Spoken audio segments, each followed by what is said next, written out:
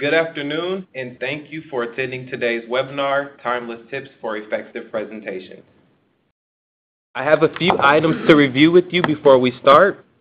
CHES credits are available for this webinar upon completion of the evaluation at the end of this meeting. Your feedback will help us continue to provide targeted, high-quality webinars and trainings to you. Follow the instructions on the screen in order to receive your credits. We want to answer all of your questions during today's session. You can ask questions in a few ways. You can type your questions in the chat box and they will be read aloud during the presentation or during the question and answer period. Or you can wait until the end of the presentation to ask them aloud. The operator will provide instructions on how to do this.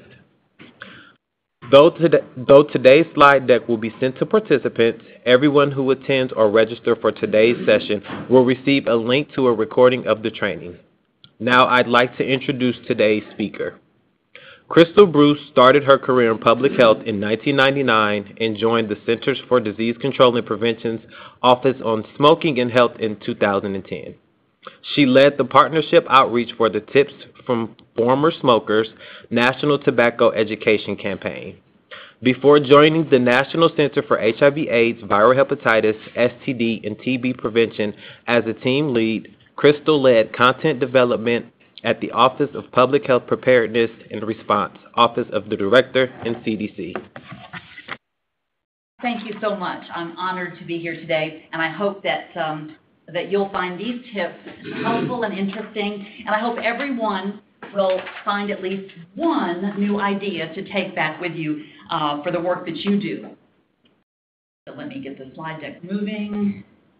So here are the goals that I'd like to go through today. I hope that everyone learns some effective tips for oral communications and also how to prepare a good basic PowerPoint presentation. And then we'll talk about visual aids and graphics. So what are you most afraid of? Snakes? Yeah, fine. Flying? No problem. Public speaking? Yikes! This is routinely described as one of the most common and the greatest fears that people have. They can make your palms sweat. Okay, I'm going to move a little closer to the microphone for folks on the phone. So yeah, public speaking can usually cause our palms to sweat and get our blood pressure going. But there are some tips that I want to share with you that you might try for the next time you have a public speaking engagement. First of all, you want to find some quiet time before your presentation where you can focus and do some meditation. Take a couple of deep breaths. I use my smartwatch with the breathing app to let me take some deep breaths and get myself grounded. Also, when you arrive at the podium, you'll want to do that again and also concentrate on where your feet are making contact with the ground. That will help lower your center of gravity and keep you grounded for your presentation. Next slide. So when you're speaking into the public, it's very easy to speak too quickly, too rapidly.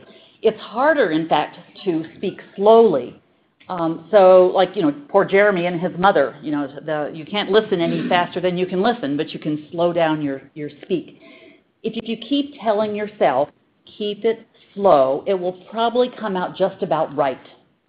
As a general rule, about 150 words per minute is optimal, but if you're conveying complex information that we oftentimes do in our work, you'll want to speak even a little slower than that.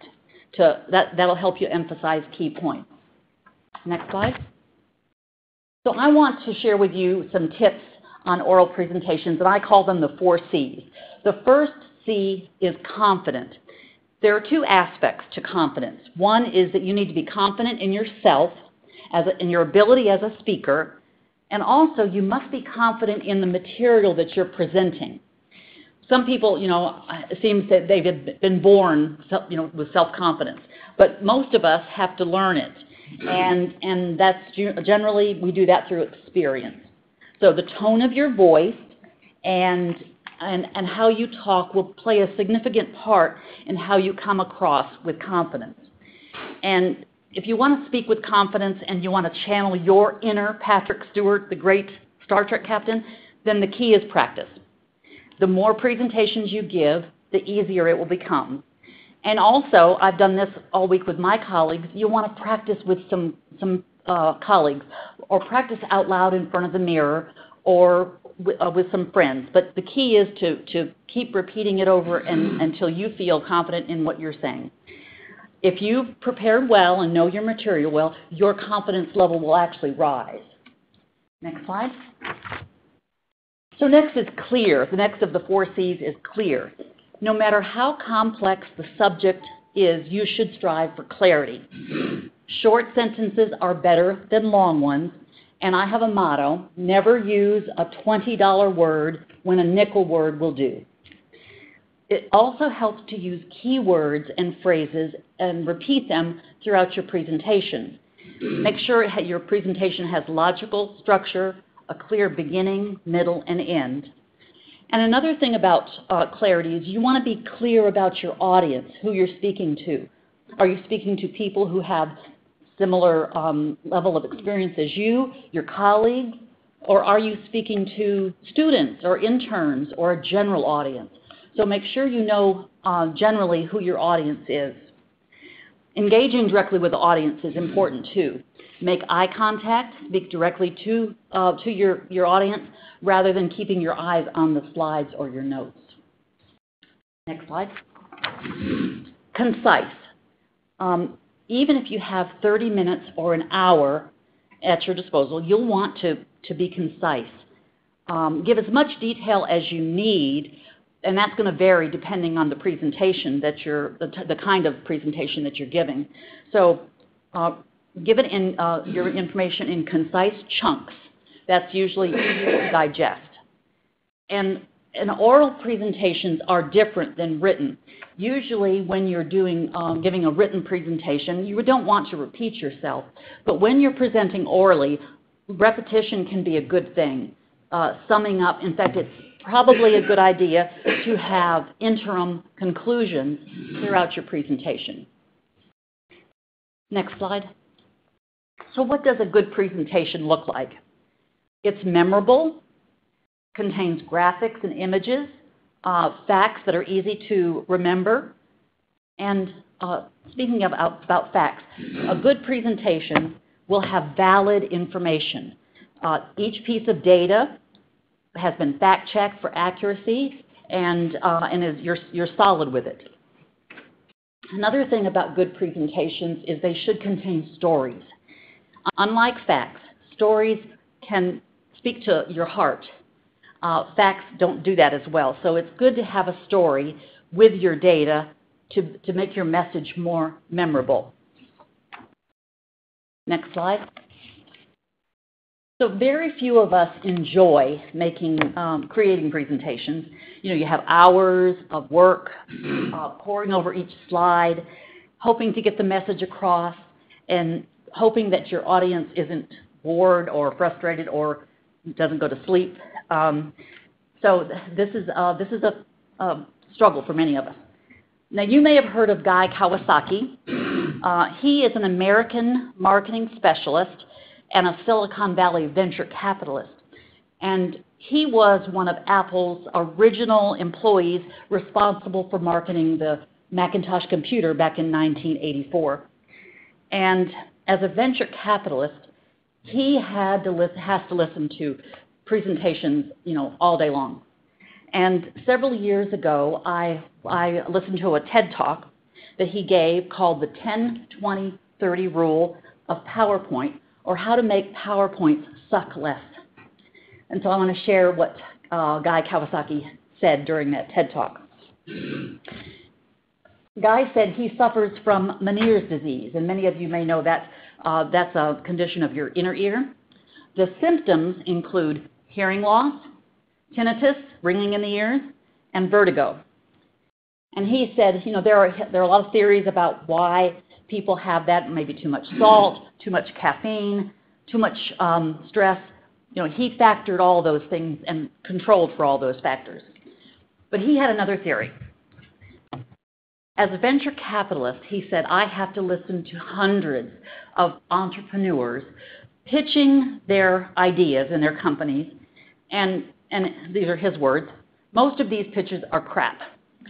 60 slides crammed with as much text as they could get into those slides. And they would guarantee, I have the greatest idea for the patent pending, first mover advantage. All we have to do is get 1% of the people in China to buy our products. So this is what he was listening to all day long. He said the pitches are so lousy that I'm losing my hearing, there's a ringing in my ears, and every once in a while the world is spinning. So, to prevent an epidemic of Meniere's disease among venture capitalists, he came up with this idea, the 10-20-30 rule. It's quite simple. A PowerPoint presentation should have 10 slides, last no more than 20 minutes, and have a font no smaller than 30 points. 10 slides. Next slide. So Kawasaki pointed out that it's challenging to comprehend more than 10 concepts in any presentation. Most people assume that you need to be highly detailed in order to be convincing and impressive, but that's not true.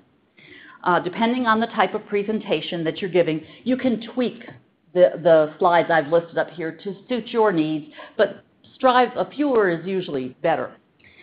Try to keep your slides to a minimum, and this may be something that would work in our work, this particular flow.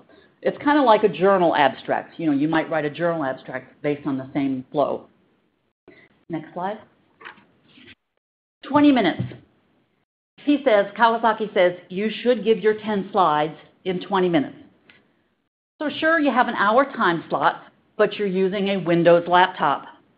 So it will take 40 minutes to make it work in the projector. We went through some of that today.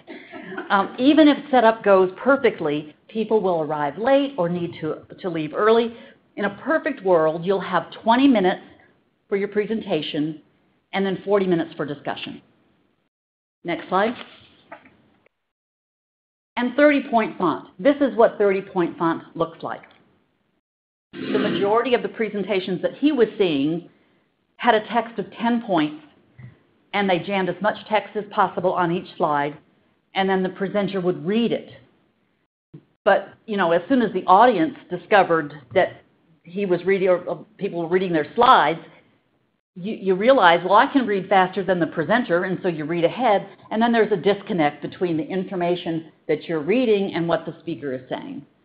So this is why you strive for the largest font you can. And he says the reason that you use small font, people tend to use small font, is twofold. First, they don't know their material well, and second, they think that more text is more convincing. And he says bozo. That's his word. Force yourself to use a larger font, like 30-point, and he says it will make your presentations better. It forces you to put just the key points that you want to make on the slide. And he says if 30 points is too dogmatic, then he offers an algorithm. There's an algorithm. Find out the age of the oldest person in the room, divide that number by 2. There's your font size. Easy enough, right? Next slide. So let's talk about visual aids. So there are some studies that show by using graphics, you can reduce your meeting time, that catches my attention, by 28%, just by using graphics. You know, pictures worth 1,000 words. So before anything else, you need to think of your data in your presentation as an iceberg. The part we see on the top is said to make up only 10%, and the rest is underwater, hidden from plain sight. That's how the data in your presentation should be. Only a small part of the information you have available. A lot of research goes into gathering data for a presentation, but you can't include everything in your slides. So, in other words, the data that you include in your presentation should be what is most critical to making your point. Next slide. Social math is another way to help present data. Now, this is not social media. We're going to talk about social math.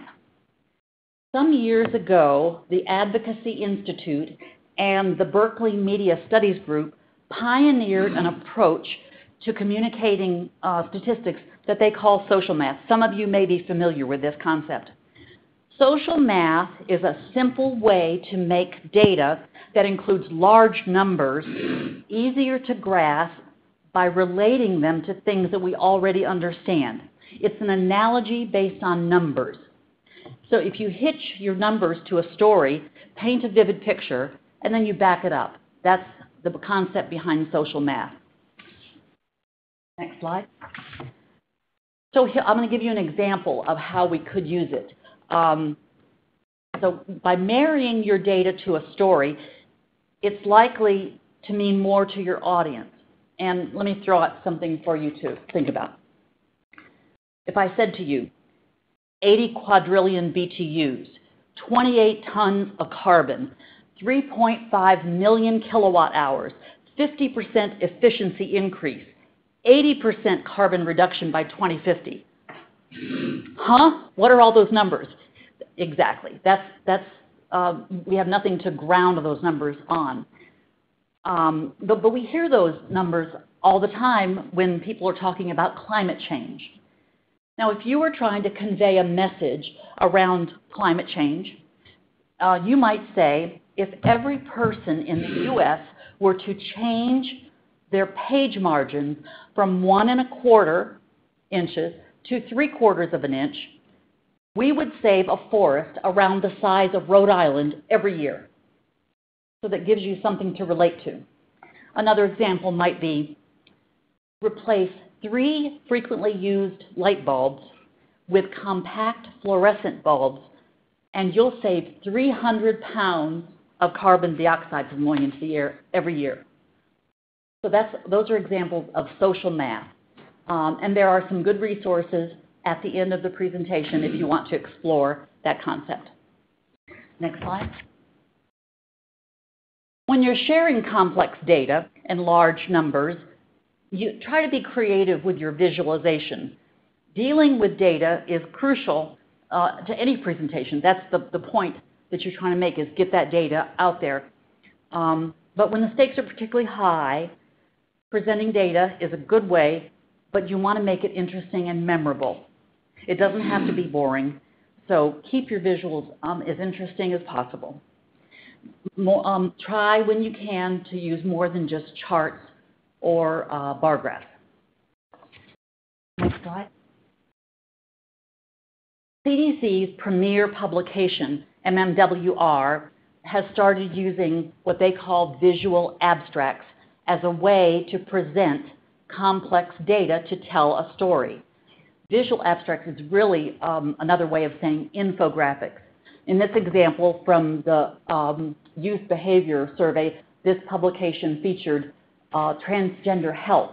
And as you can see, the 3 pictures tell a complete story and by illustrating rather than using a lot of text. So infographics are a great way to present complex data. Next slide. Here's another example on a hepatitis A outbreak from a recent MMWR. And again, you can see that the 3 panels together will tell a story. Next one. When you use charts in your presentation, they should make sense without too much explanation. Make sure that you choose the correct format so you can get the simplest and most streamlined illustration. So for example, bar graphs and line graphs are really great for emphasizing trends like we see on this, this chickenpox-related death bar graph. And the next slide. Whereas pie charts are particularly good for illustrating how specific numbers correspond to a whole. And my final thought for you. You are in control of your presentation, so be confident. You know your material, you can deliver it. remember to deliver your key information in your presentation and have in your back pocket any supporting data.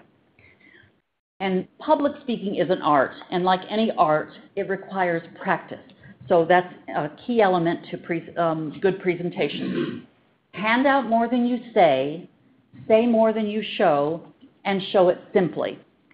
And so before I open it up for questions, I'll leave you with a quote from the great movie director, John Ford. You can speak well if your tongue delivers the message of your heart.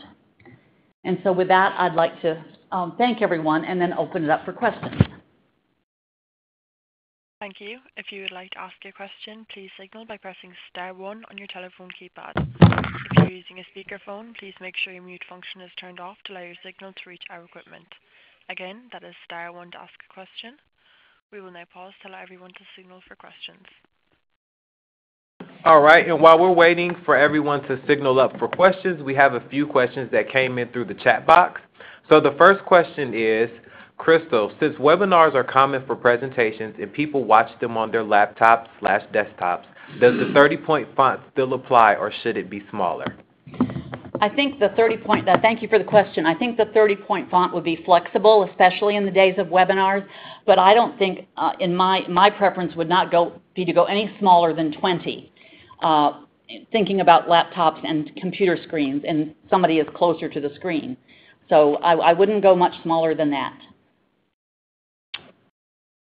Okay, and the next question is it ever okay to use notes when presenting?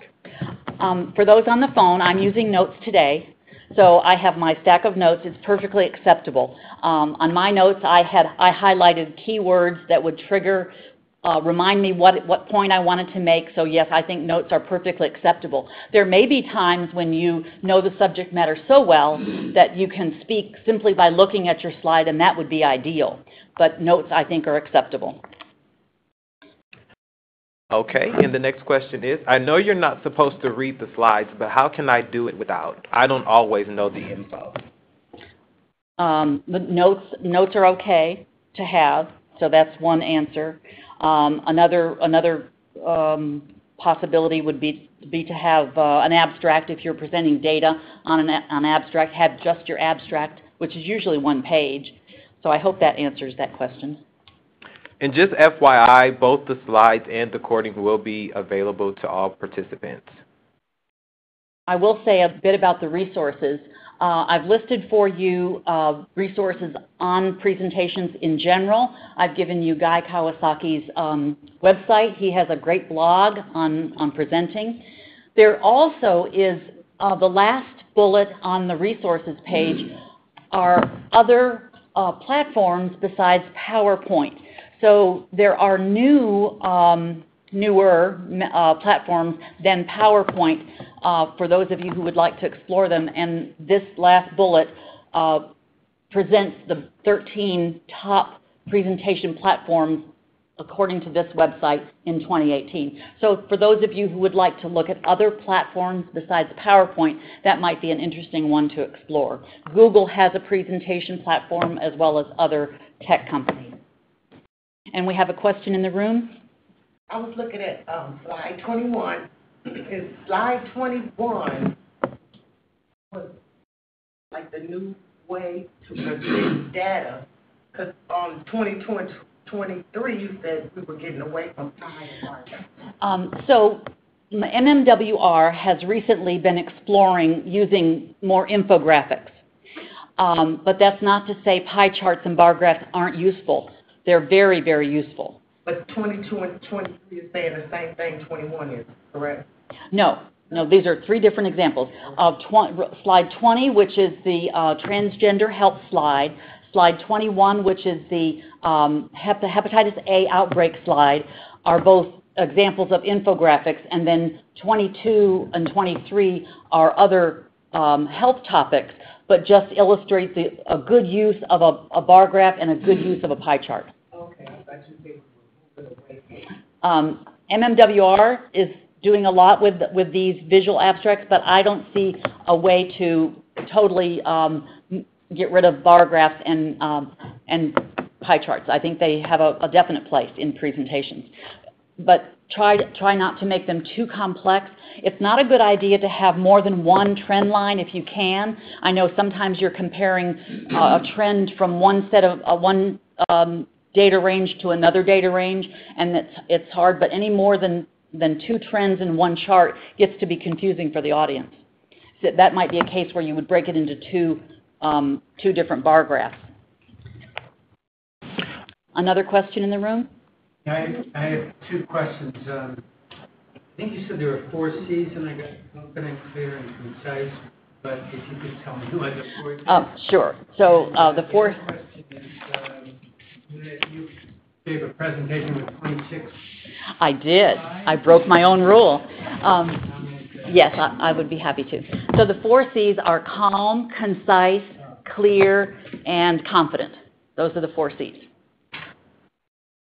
And just to illustrate flexibility, it took me more than 10 slides to share with you. This was really a compilation of 3 presentations, one on oral, tips for oral presentations, one on tips for PowerPoints, and one on tips for visual aids.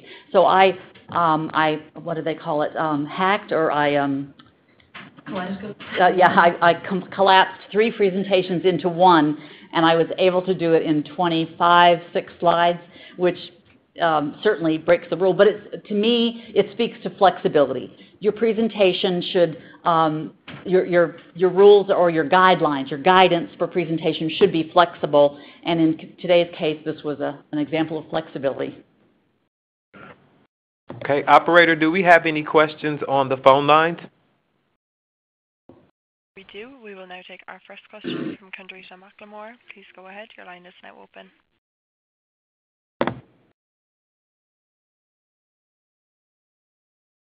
Kendrita, please go ahead.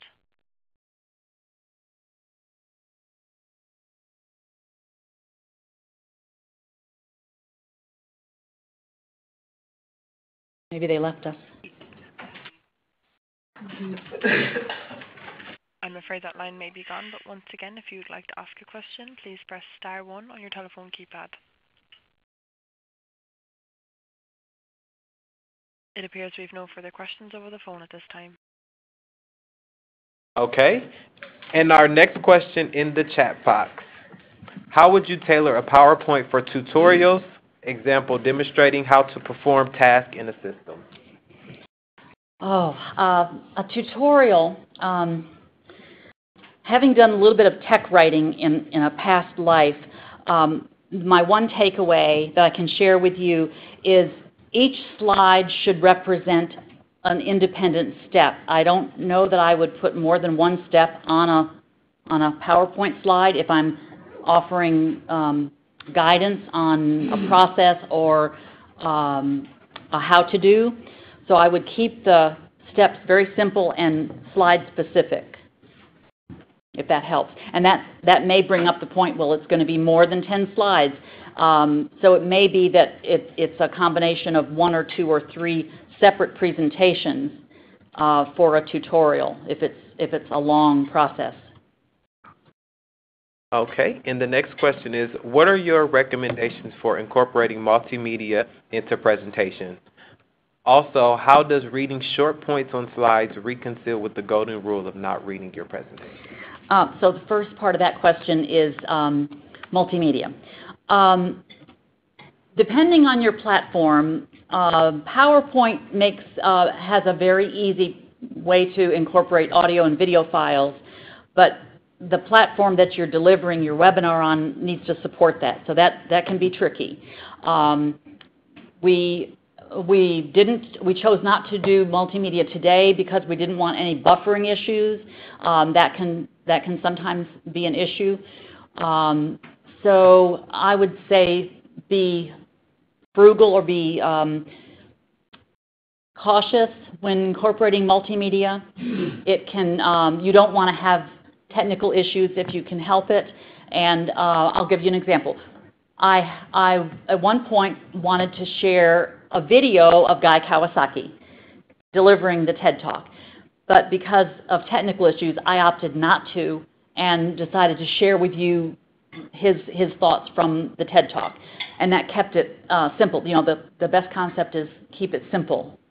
And so multimedia, while it can be interesting, if you can support your ideas in another way, that's generally less headaches for you.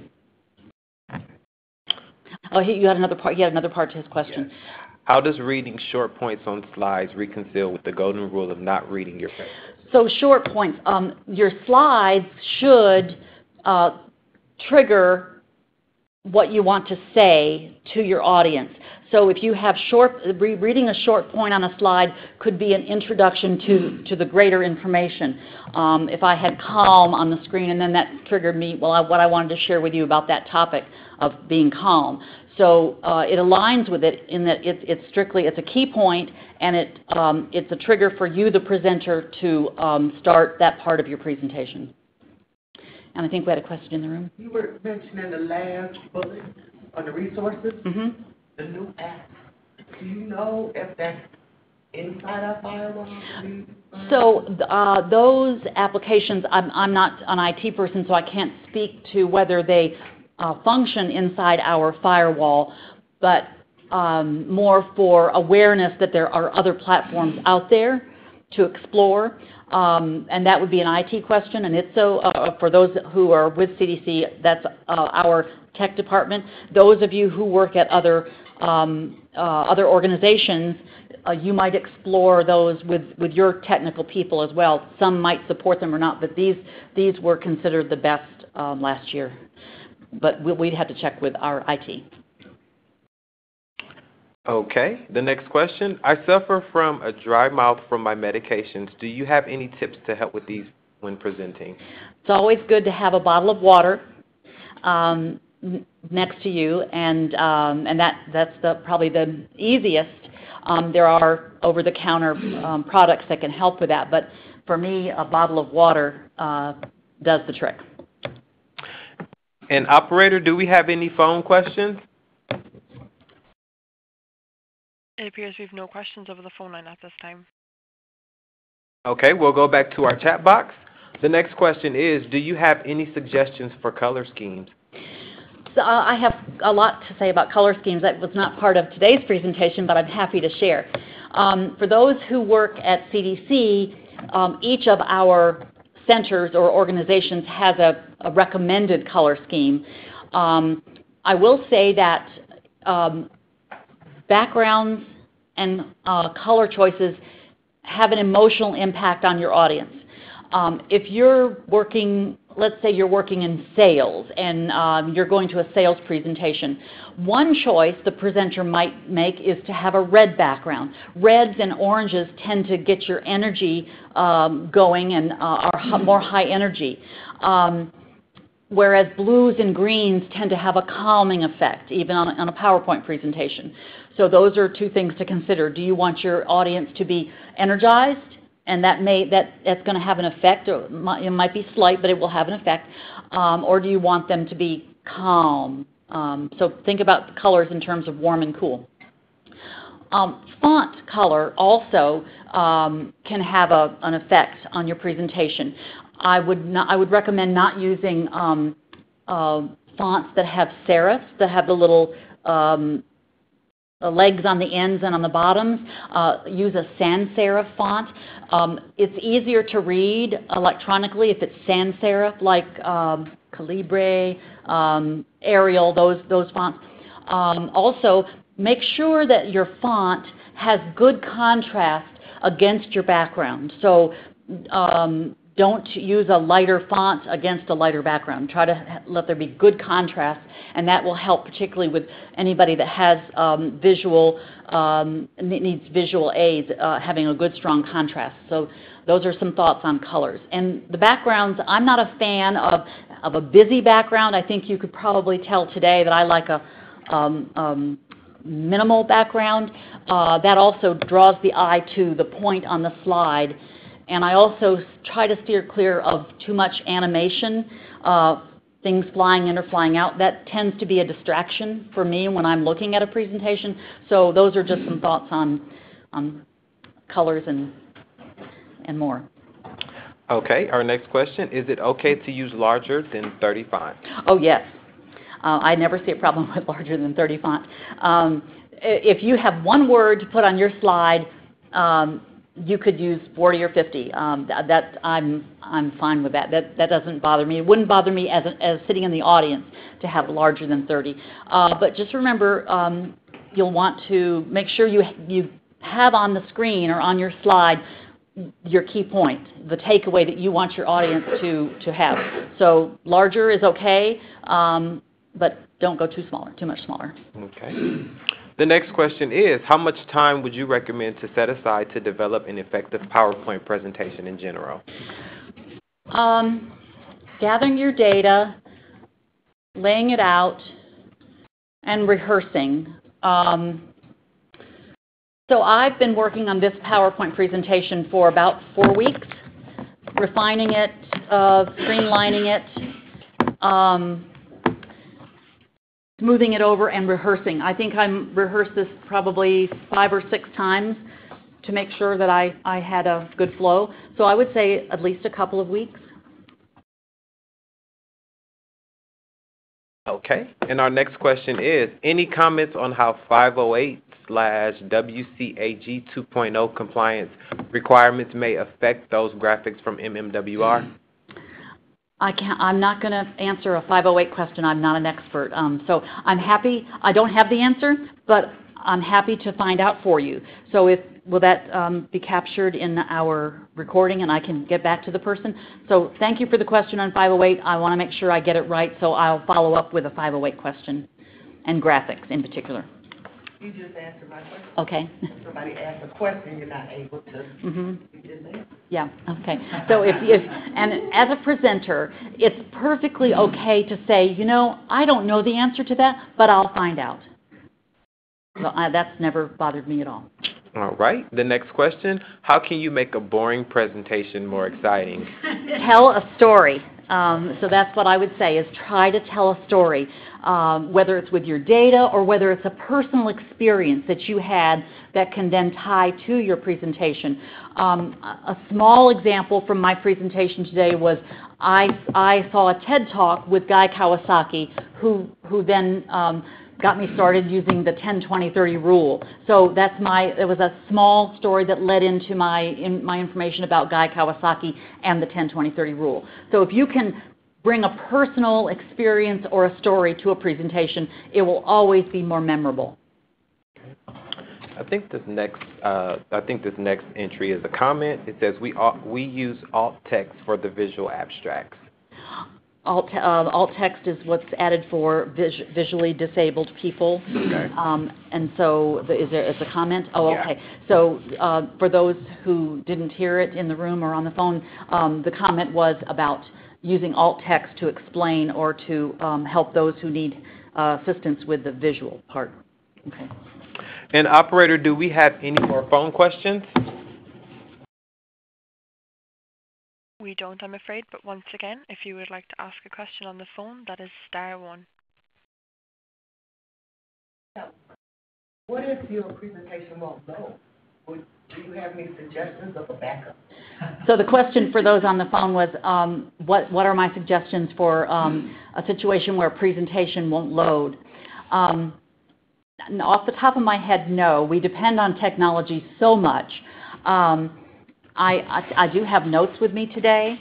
For those on the phone, I have in my hand my slide notes. And I would hope that while my slides helped make this a more interesting presentation, that maybe the words I'm speaking could carry the time by itself. I don't know. I have the slides, so I can't say for certain. But if it doesn't load, I think you would have handouts or handout. Thank you. Handouts would be great. And I don't have those for you today, but I do have the information on the resources page. So a handout a low tech solution would be acceptable, I'm sure. Thank you for that. All right. There are no further questions in the chat box. Questions in the room? Well, thank you all for taking the time to be here today. I hope that you all took at least one nugget of information back, and I'm happy to follow up on any questions you might have in a day or so. I'm easy to reach. I think my contact information goes out with the slide deck, is that right? Mm-hmm. And then I will definitely follow up on the question about 508 and graphics with that. So thank you, everyone.